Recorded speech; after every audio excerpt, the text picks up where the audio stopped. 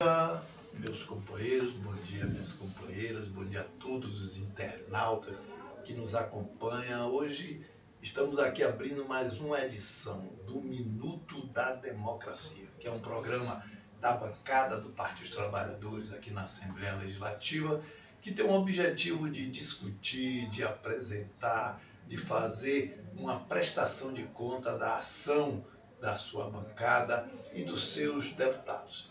E hoje nós estamos aqui, temos a honra de receber um dos deputados mais bem preparados desta casa, né?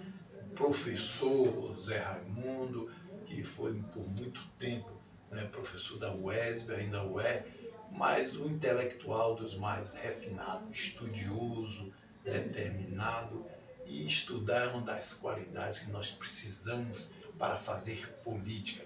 E ele é esse, né, um pensador do desenvolvimento regional, e ali é lá de Vitória da Conquista, ex-prefeito de Vitória da Conquista, e hoje preside uma das comissões mais importantes desta casa. A comissão mais importante, né, que é a Comissão de Constituição e Justiça, ali onde passa, né, obrigatoriamente todos os projetos que tramitam nesta casa. Então é um prazer muito grande.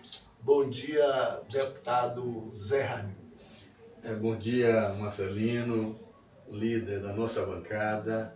Eu gostaria também de cumprimentar os internautas, meus amigos, minhas amigas, meus companheiros, os internautas que vêm acompanhando esta intervenção da nossa bancada através desse programa, Minuto da Democracia.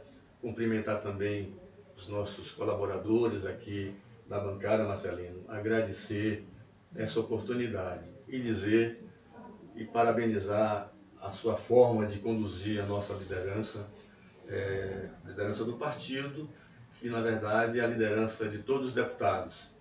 O companheiro Marcelino Galo vem se esforçando e conduzindo a liderança de forma coletiva. Nós avançamos muito nessas duas últimas, eu diria, dois últimos períodos na liderança do nosso partido, sem desmerecer os outros companheiros que lideraram o nosso partido aqui nessa bancada.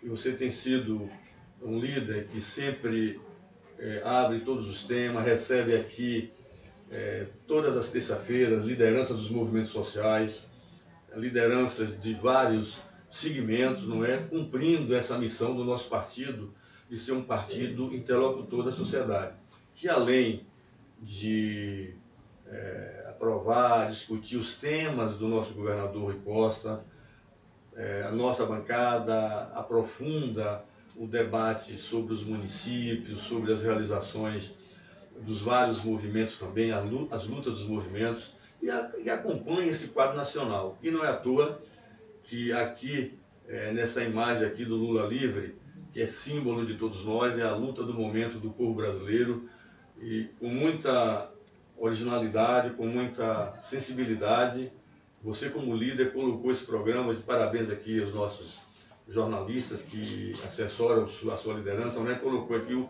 companheiro Lula, que é o grande símbolo desse momento. Portanto, é um prazer estar aqui para a gente conversar com o seu público, o público desse programa, Um Minuto da Democracia.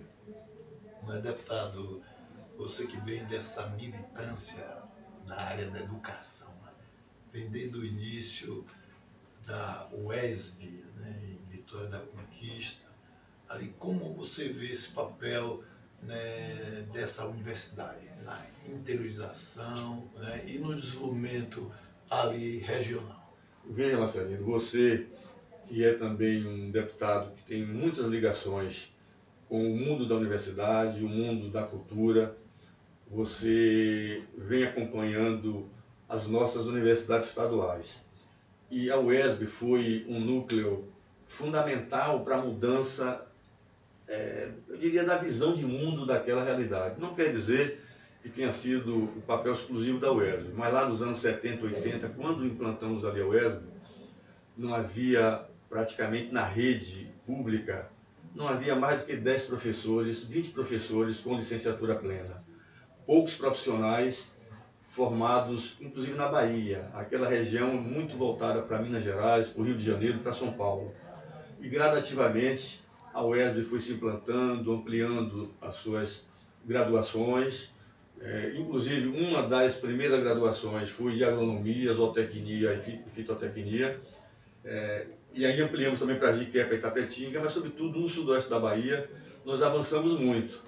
E a partir dos anos 90, quando assumimos a reitoria da universidade, um grupo local de pessoas dignas, junto com os nossos companheiros que vinham da tradição do movimento estudantil, nós revolucionamos a cidade. E aí com Wagner e com Rui consolidamos.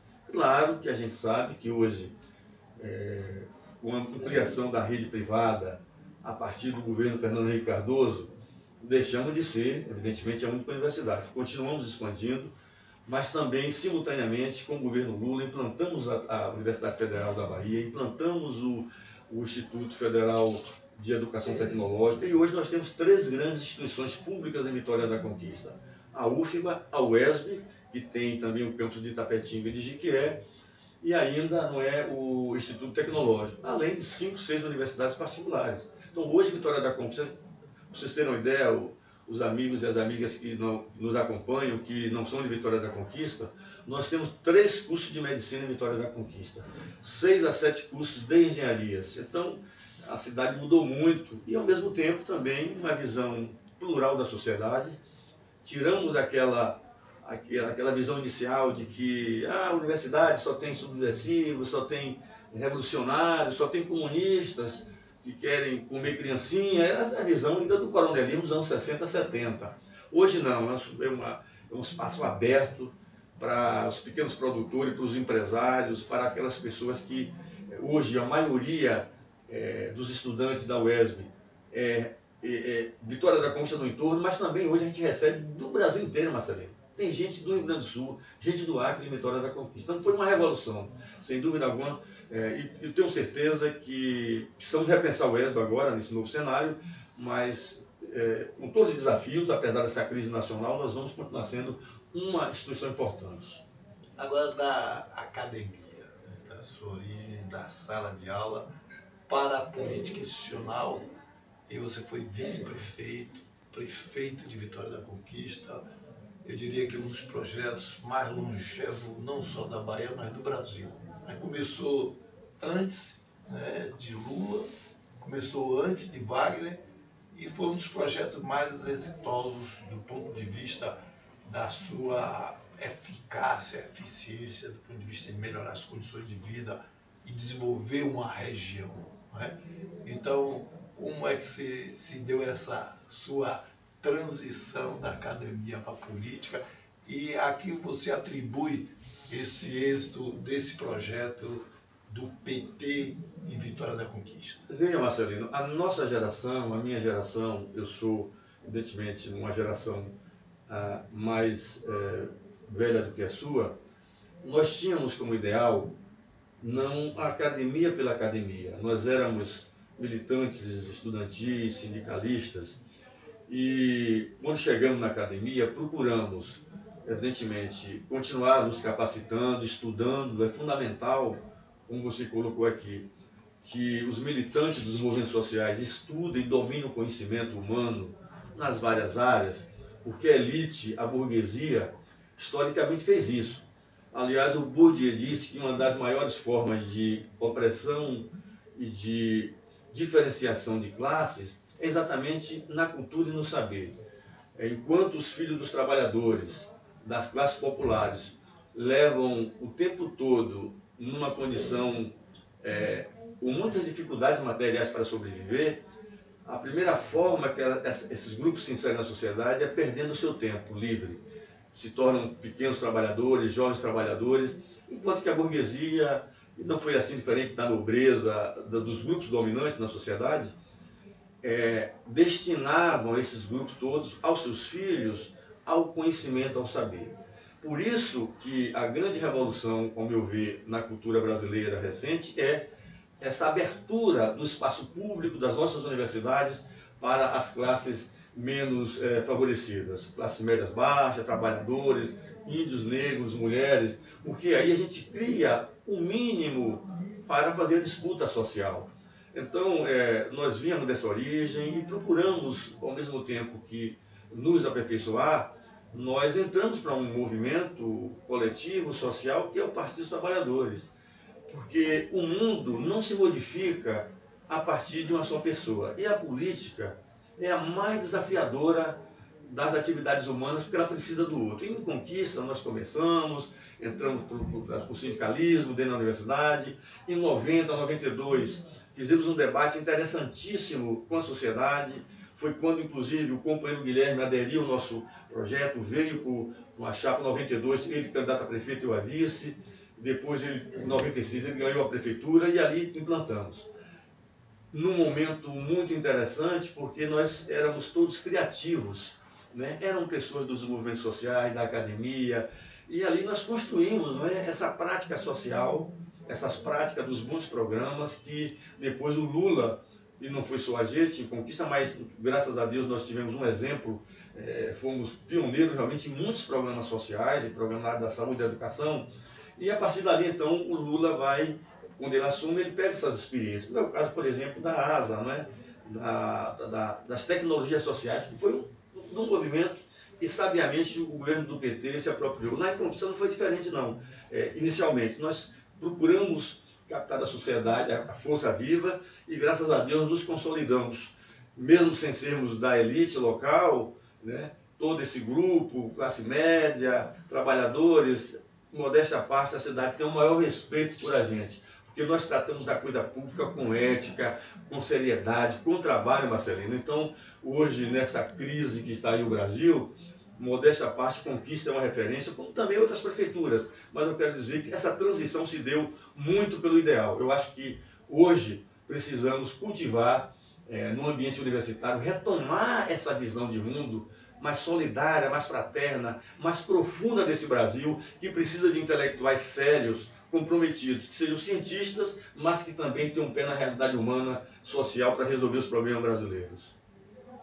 Isso, não esquecendo que para habilitar também tem que estudar, né? O conhecimento, ele é fundamental. Me permita um lembrete, dizem que, certa ocasião, Mao Tse Tung reuniu no Comitê Central, e aí um cidadão lá do Comitê Central levantou, fez uma pergunta, ele perguntou, vem cá, você leu o artigo, leu o boletim? O cara disse, não, então você não vai falar aqui. Você vai estudar, valer para depois vir debater com esse grupo, o grupo estudou. É claro que isso é um símbolo, mas realmente, né? A gente precisa conhecer a realidade para poder contribuir com o desenvolvimento humano, com a sociedade.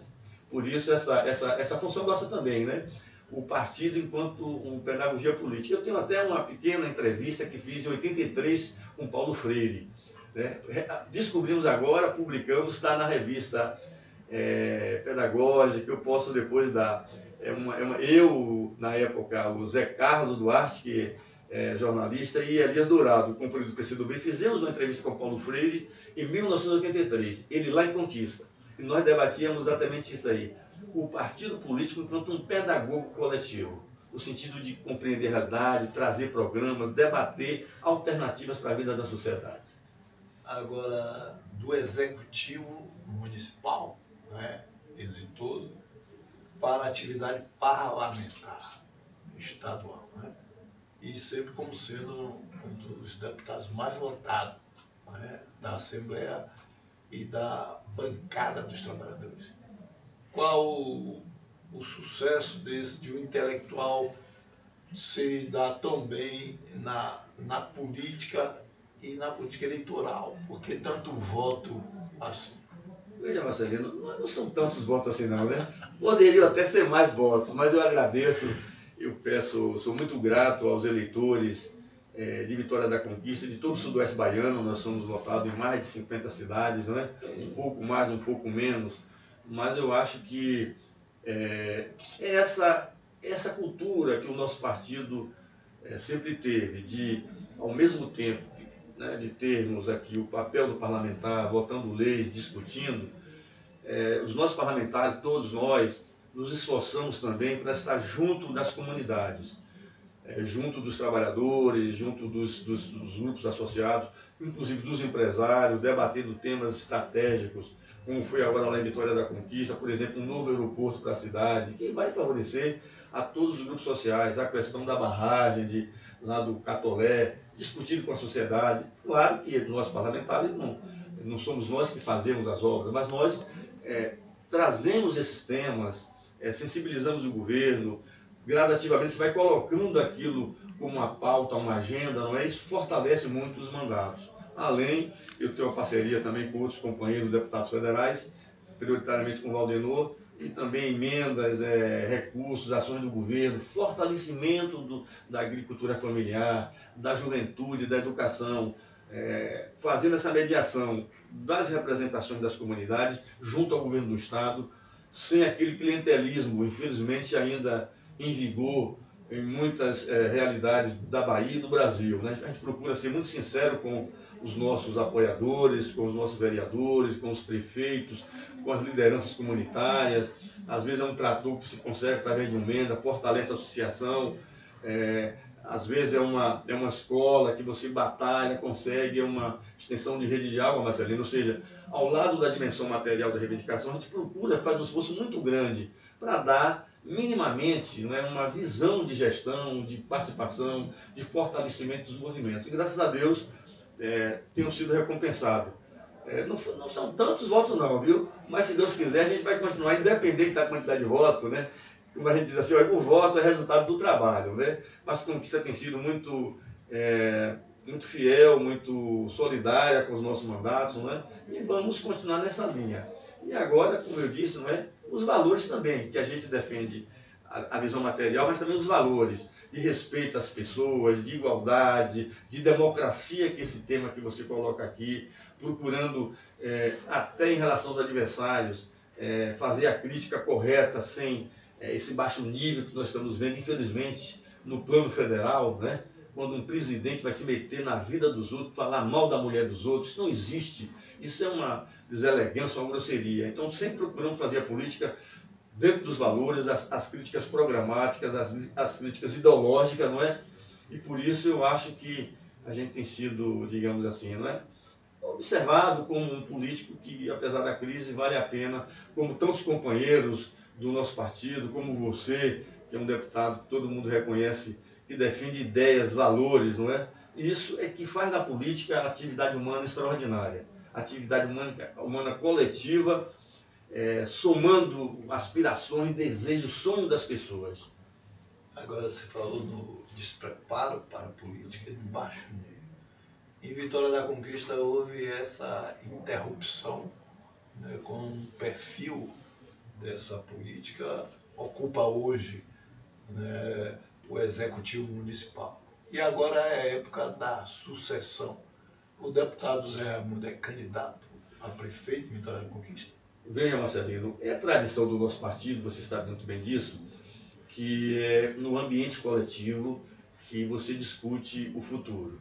Nesse momento, o gestor que está lá na Vitória da Conquista, com o gestor que foi eleito naquele momento muito difícil da nossa história, da história do Partido dos Trabalhadores, apesar da boa gestão que nós tínhamos em Conquista, reconhecida por todos, e as pessoas diziam na campanha, você esteve lá, você viu, o problema aqui não é o PT de Vitória da Conquista, mas é essa coisa nacional. Baixaram o nível, os nossos adversários baixaram o nível na campanha, procurando nos acusar absolutamente sem nenhuma propriedade, sem nenhuma prova, mas aquele ambiente está muito pesado em 2016. E, evidentemente, depois de 20 anos, né, os projetos às vezes cansam um pouquinho aqui, cansam um pouquinho ali, mas o certo é que hoje, nesse momento, o gestor municipal de Vitória da Conquista está completamente perdido. Ele desconstruiu o que nós construímos 20 anos na minha gestão, na gestão do ex-prefeito Guilherme Menezes, na área da saúde, na área do transporte coletivo, que era um dos melhores sistemas públicos de transporte coletivo, reconhecido nacionalmente, porque lá na época nós contratamos assessorias, consultorias, e montamos um serviço e ele prometeu que iria colocar as vans, e eu quero dizer, me solidarizar com as famílias dos vanzeiros. Eu sempre disse que no que coubesse, tecnicamente, a gente poderia aproveitar dentro de um sistema público. Ele prometeu, e está lá a cidade hoje se queixando. E, como você pergunta, nesse quadro, eu acho que é muito favorável ao nosso partido. Ou ampliando a nossa base, a base de Rui, a base do Lula, a base do Haddad. A Haddad ganhou com 100 mil votos em Vitória da Conquista, mas eu sei que muitas pessoas votaram também no nosso adversário do Haddad e apoiado lá pelo atual prefeito, porque era aquele momento também de sensação, Lula preso. Então, nesse momento, está muito favorável ao nosso grupo. E vamos discutir.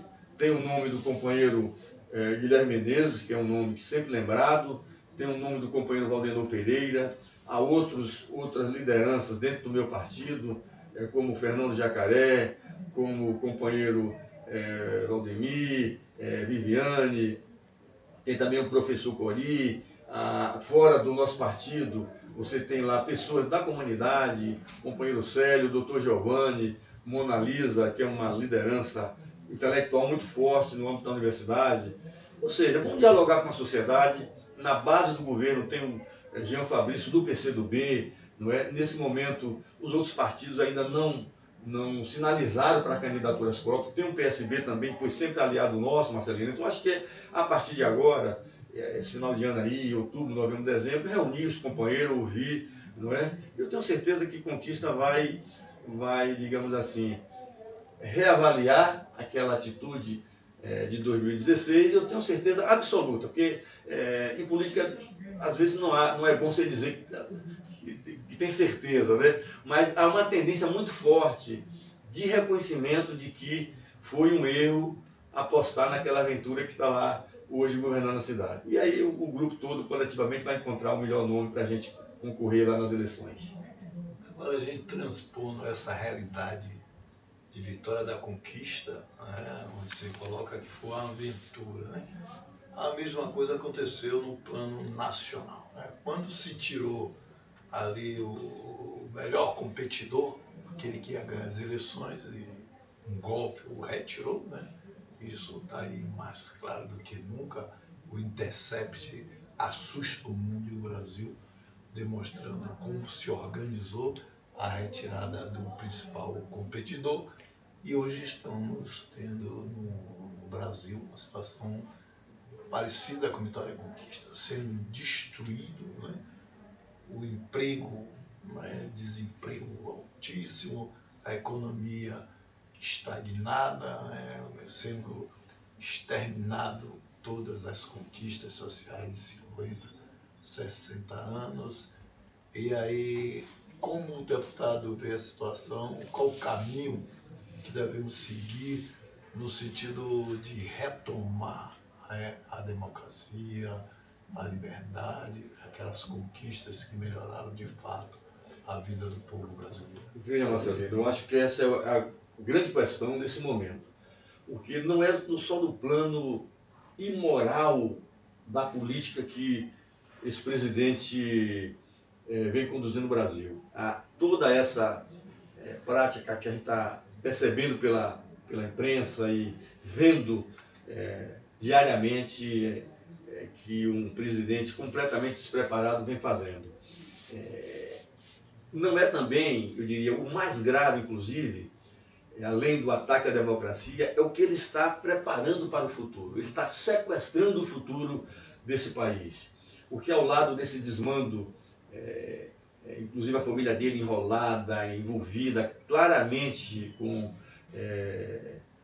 marginais do Rio de Janeiro, com figuras que comprovadamente estão lá cometendo ilícitos eleitorais, não é? Essa atitude agressiva dele com relação à sociedade, os direitos humanos, os direitos dos povos, os direitos dos indígenas, do movimento LGBT, de todas as categorias, entre aspas, minoritárias, ele vem desmontando o futuro do Brasil.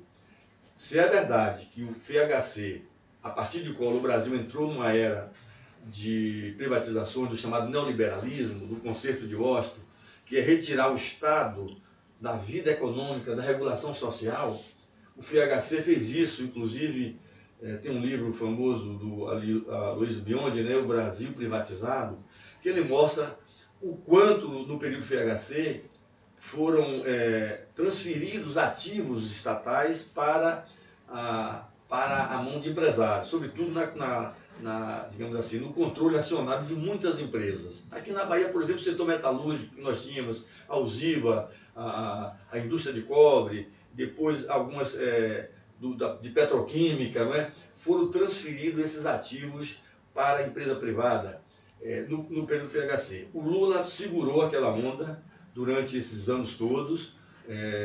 Uma ou outra coisa, já no final do governo Dilma, foi sinalizada ali para uma parceria público-privada, mas manteve a base. Na FHC também, em âmbito nacional, a CSN, a Siderúrgica Nacional, a Vale do Rio Doce, a Cosipa, que era uma grande empresa paulista de metalurgia, na área de infraestrutura, que Getúlio criou para colocar o Brasil, naquele momento ali do segundo pós-guerra, quando se reconstruía a Europa, o Getúlio disse, opa, vamos colocar o Brasil nesse cenário de desenvolvimento e de crescimento econômico para a gente pongar no bonde da história.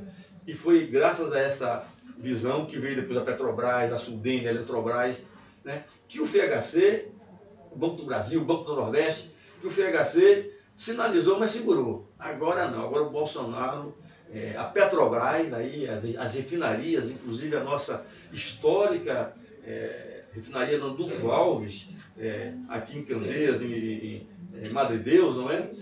Ou seja, ele está destruindo o que restava, mas muito importante, que é exatamente a infraestrutura petrolífera, o resto de empresas estratégicas, ele vai praticamente entregar isso aos americanos, aos grupos estrangeiros. Então, são duas atitudes danosas ao Brasil. A democracia, violentando a democracia, perseguindo de forma grosseira, e no plano da economia, destruindo completamente a possibilidade do país retomar a inserção que o Lula refez.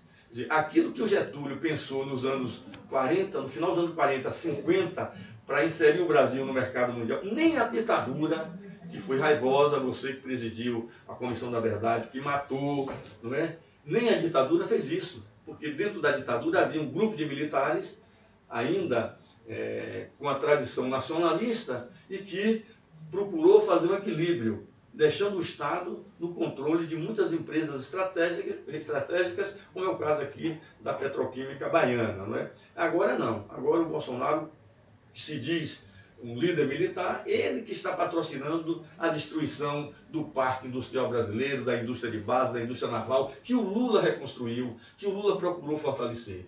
Então estamos, Marcelo, diante de duas grandes estradas para o futuro, que a gente não sabe o que será das nossas próximas gerações. Além dessa, você falou do desemprego, do empobrecimento, da fome que está voltando.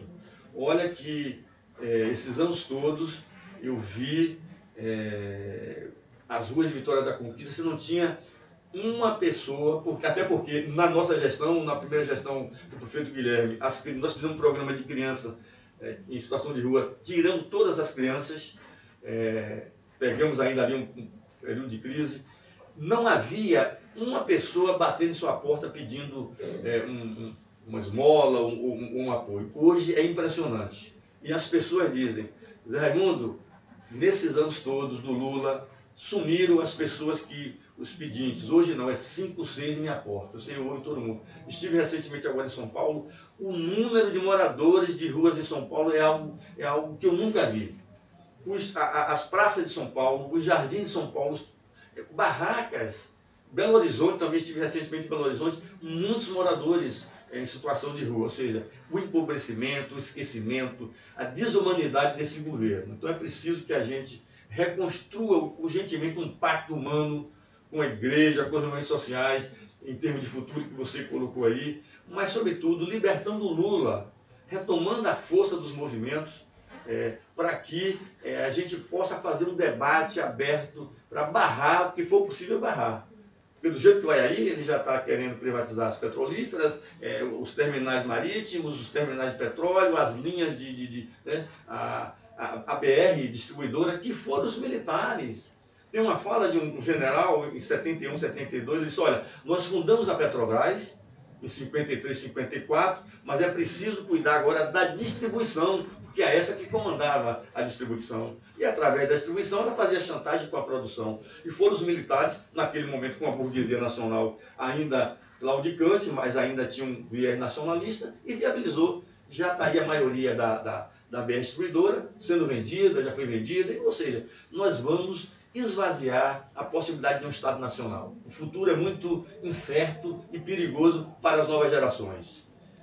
Então a crítica de ser um governo desgoverno, despreparado, que mente, né, que insulta, que agride, ela é insuficiente. Ela é insuficiente porque, no que diz respeito à essência do projeto, avança com muita velocidade a realidade, né? É uma reestruturação econômica do Brasil.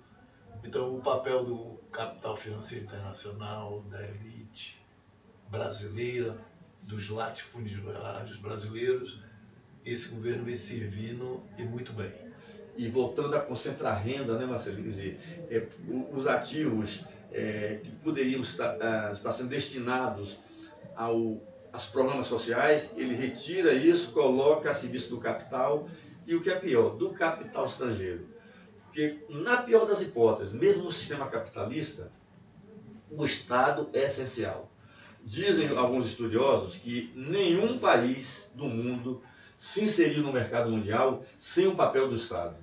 Desde as grandes navegações, desde a expansão econômica europeia, de Portugal e Espanha, foi através da política, foi através do Estado centralizado que a Espanha e Portugal puderam se expandir. É claro que numa aliança com a nobreza ainda em transição, o setor mercantil ainda enobrecido, né, que tornou a Espanha e Portugal. Depois a Holanda, a mesma coisa. A França, a mesma coisa, e depois a Inglaterra. Se o Estado não for um agente organizador da economia nacional, não tem como o livre mercado se inserir sozinho. Por isso é que todas aquelas tentativas do Lula de fortalecer as grandes empresas nacionais, como a Odebrecht, como a JBS, como a Camargo Corrêa, como a Andrade Gutierrez, e essas empresas começaram a competir na África, parte da América Latina, inclusive dentro da própria Europa. Sabe-se que a Odebrecht concorreu e ganhou vários projetos nos Estados Unidos, na Alemanha. Então isso assustou a burguesia.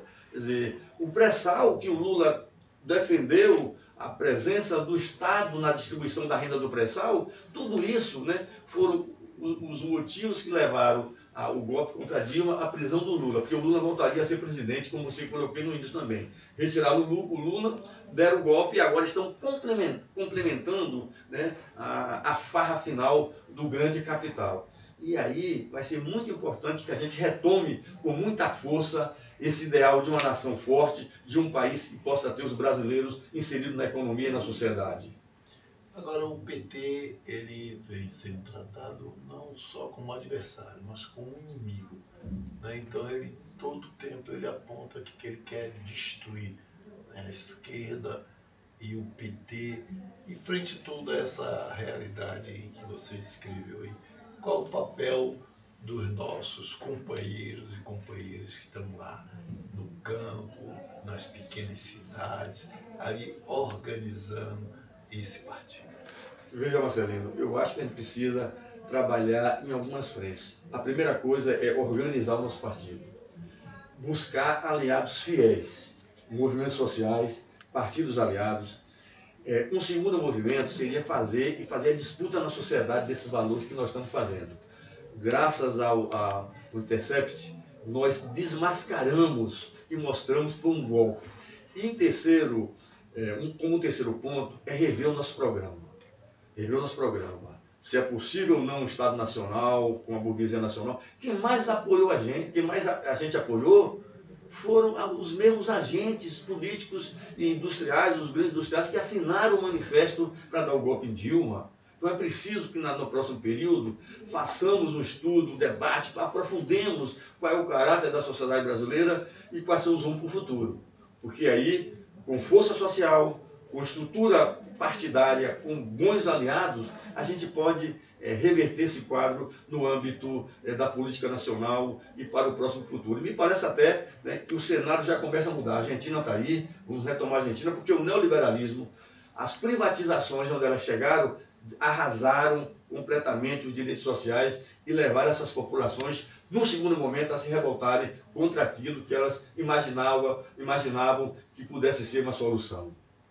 Agora, deputado, e o nosso grande companheiro Lula, nós estamos aqui debatendo, a vida política caminha, mas Lula está preso, né? E o Brasil agora viu, se descortinou toda essa narrativa com provas, né?